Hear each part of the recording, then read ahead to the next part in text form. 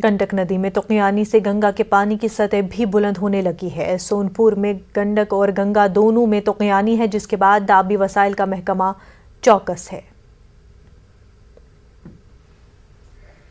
नदियों में लगातार उफान बढ़ता जा रहा है और इस वक्त हम आपको तस्वीर दिखा रहे हैं गंगा नदी की तस्वीर। और गंगा नदी के जलस्तर में भी तेजी से बढ़ोतरी होता जा रहा है, चूंकि उत्तराखंड के इलाकों में लगातार हो रही बारिश की वजह से उसका सीधा असर बिहार में भी देखने को मिल रहा है और गंगा के जलस्तर में तेजी से बढ़ोतरी हो रही है। और इसके पहले गंडक नदी में भी बढ़ोतरी देखी जा रही है। तो जाहिर सी बात है, भले ही एक तरह बिहार के कई जिले सूखे की चपेट में है, लेकिन सावन महीना में बिहार के कुछ नदियों में धीरे धीरे उफान बढ़ता जा रहा है और खासकर गंडक नदी और गंगा नदी के जलस्तर में तेजी से बढ़ोतरी होती जा रही है। और खासकर गंडक नदी की वजह से कुछ इलाकों में बाढ़ का भी खतरा बढ़ता जा रहा है और गंगा के जलस्तर में अगर ऐसी बढ़ोतरी होती रही तो कुछ इलाके इससे भी बाढ़ से प्रभावित हो सकते हैं। तो इस वक्त हम आपको तस्वीर दिखा रहे हैं गंगा नदी की तस्वीर, और जेपी सेतु के बगल की हम तस्वीर दिखा रहे हैं जहाँ किनारे किनारे भी गंगा का पानी पहुंच चुका है। तो जाहिर सी बात है, बिहार के कुछ इलाके भले ही सूखे की चपेट में हैं, लेकिन नदियों के जलस्तर में कुछ नदियों के जलस्तर में तेजी से बढ़ोतरी होती जा रही है, जिसमें से गंगा और गंडक जैसी नदियां भी शामिल है। तो आने वाले समय में मानसून विभाग ने भविष्यवाणी भी की है कि बिहार के कई जिलों में जबरदस्त बारिश हो सकती है, तो जिसका सीधा असर इन नदियों पर भी पड़ सकता है। कैमरामैन सुबोध के साथ आनंद अमितराज, न्यूज 18 नेटवर्क, पटना।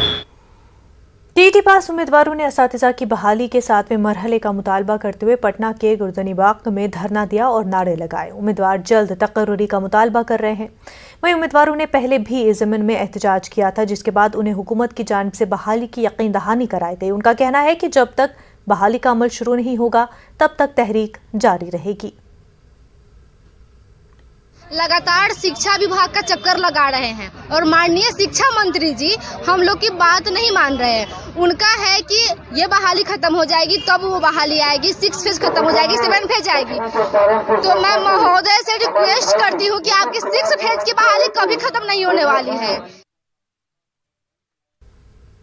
ख़वातीन को बाइख्तियार बनाने, सिक्योरिटी और हरासानी के खिलाफ लड़ाई में अपनी मदद देने के लिए आज सैकड़ों लोगों ने दिल्ली पुलिस के साथ न्यूज़ 18 नेटवर्क और ट्रू कॉलर के इश्तराक से मुनक़िदा #It'sNotOK रन में हिस्सा लिया। आइए इस रन की कुछ झलकियों पर एक नजर डालते हैं।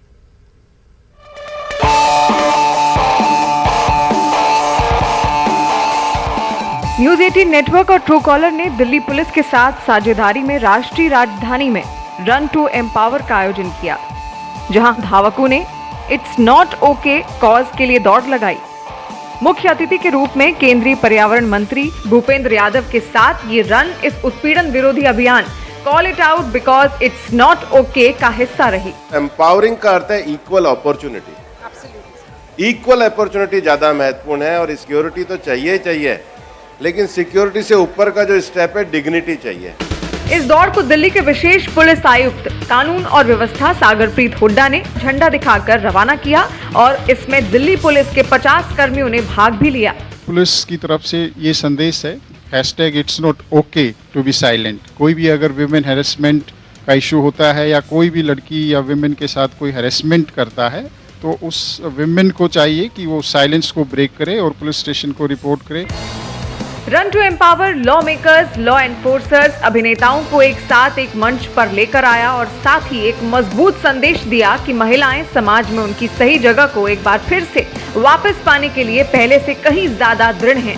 हम में से हर महिला लगभग ने ऐसा फेस किया होगा some kind of harassment, be it physical harassment या on the phone.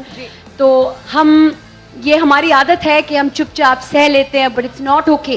You have to call out people who harass us and this is a beautiful campaign. ये बहुत ही बढ़िया कैंपेन है।